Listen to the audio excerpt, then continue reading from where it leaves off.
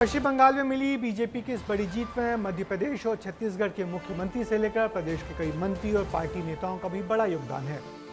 मुख्यमंत्री डॉक्टर मोहन यादव ने भी बंगाल में प्रचार किया तो छत्तीसगढ़ के उप मुख्यमंत्री विजय शर्मा भी बंगाल में पर्दे के पीछे लगातार काम करते रहे। प्रदेश के बाहर के नेताओं की चुनाव जिताने में कैसी रही रणनीति और क्या रही भूमिका, हमारी इस रिपोर्ट में देखिए।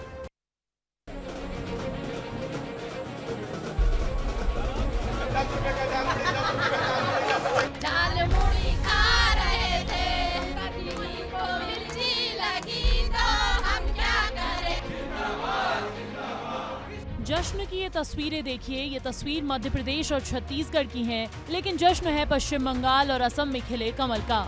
यहाँ ये जश्न इसलिए हुआ क्योंकि बंगाल और असम की जीत में मध्य प्रदेश और छत्तीसगढ़ के नेताओं का बहुत बड़ा हाथ है। यहाँ के नेताओं को मिली जिम्मेदारी ने बंगाल में ऐतिहासिक जीत दिला दी, ऐसी जीत जिसके लिए बीजेपी मुद्दतों से तरस रही थी।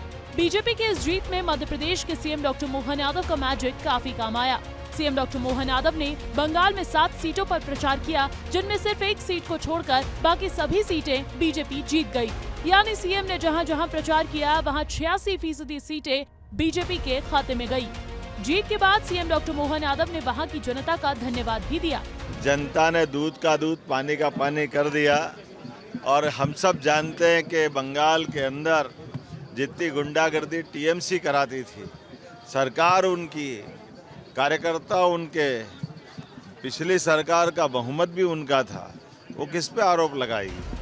सीएम डॉक्टर मोहन यादव के साथ ही असम में जीत के लिए शिवराज सिंह चौहान का भी जादू चला। उन्होंने असम में खूब चुनाव प्रचार किया, बागानों में कई लोगों से मिले और इसका असर भी देखने को मिला। बंगाल और असम में मध्य प्रदेश के नेताओं की भूमिका पर वरिष्ठ जानकारों का कहना है कि बंगाल और असम में मध्य प्रदेश के कई परिवार रहते हैं, जिसके कारण यहाँ के नेताओं का जलवा वहाँ देखने को मिला। तो ये एक स्ट्रेटजी इनकी बहुत अच्छी है। ये लोग वहाँ पे कई महीने पहले भेज देते हैं इनको और विधानसभा दे देते हैं कि आपको इन विधानसभा क्षेत्रों में जा करके और वहीं रहना है और संगठन के एक एक नीचे के स्तर बूथ लेवल तक के लोगों से बातचीत करके और समझना है कि किस तरीके का फीडबैक है और क्या रणनीति अपनानी है। मध्य प्रदेश जैसा ही असर छत्तीसगढ़ के नेताओं ने चुनाव प्रचार में छोड़ा।